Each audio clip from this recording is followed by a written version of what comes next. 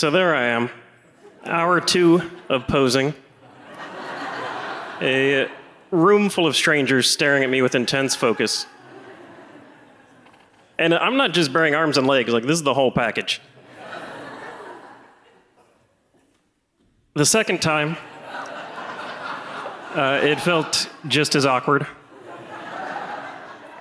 But the 20th time is going to be amazing. No. Settle down, Seattle.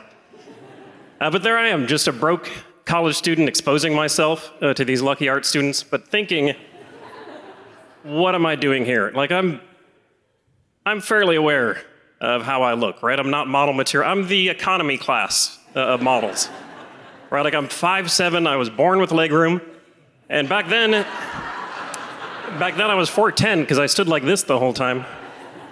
So I'm sure you're all wondering the same thing.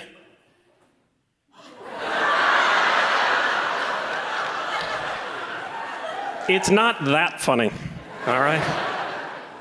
No, but the real question is, why did I do it in the first place if it was something that I wasn't quite sure I was good enough for? And it's a very simple answer. I'm older than I look. That used to be half a tank of gas, okay? Plus, it's like I was being paid to confront my fear. So it was a worthwhile experience, and I got even more than money out of it. It turned out by stepping not just into, but through that insecurity, it made room for growth because I expanded my comfort zone. Because really, a comfort zone is just like the zone of things that you know, right? Like that's why it's comfortable. So how do you expand the comfort zone? Learn more things. What's the best way to learn? Experience the fear. Why do you think I'm here right now?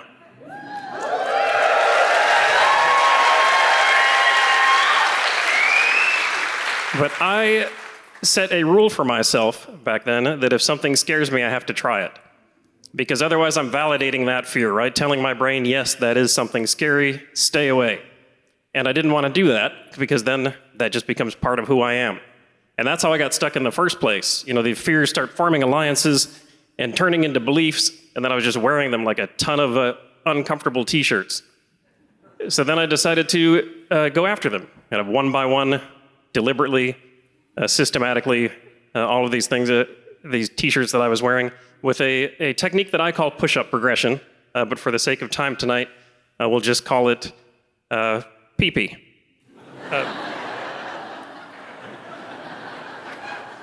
So I hate working out, but I've turned it into a habit. And the way I started was super slow. I mean, I had a small pee-pee, but a consistent one, right?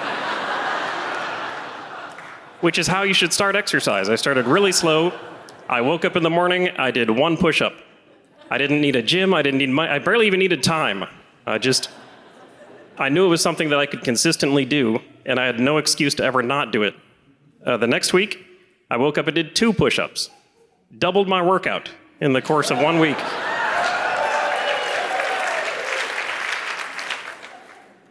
And then I just kept that going, minimal increments. And it worked out. I mean, like I said, it wasn't some grand, intimidating gesture. I wasn't setting myself up to fail. You don't need a big pee-pee to get the job done. Yeah, see? Someone knows what I'm talking about. But it was good, and it was effective.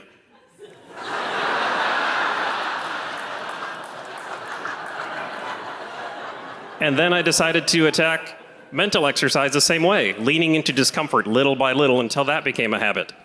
And then I decided to go all the way back to when I was younger and more afraid, start taking off those mental t-shirts until I got down to, well, pretty much until discomfort became part of my comfort zone. Because who says life isn't supposed to have problems? I mean, hiding them or trying to escape them hasn't made them go away. At least not for me, not yet. And then what I learned overall, I think, is that mental exercise, like physical exercise, is not always appealing or fun. But little by little, and done consistently, has helped me turn into who I am today. And I think the overall lesson is that sometimes stripping everything away makes a lot of room for growth. And sometimes losing everything can help you find yourself. But that is a story for another time. If you would like to see more, My rate is $8.50 an hour. Thank you.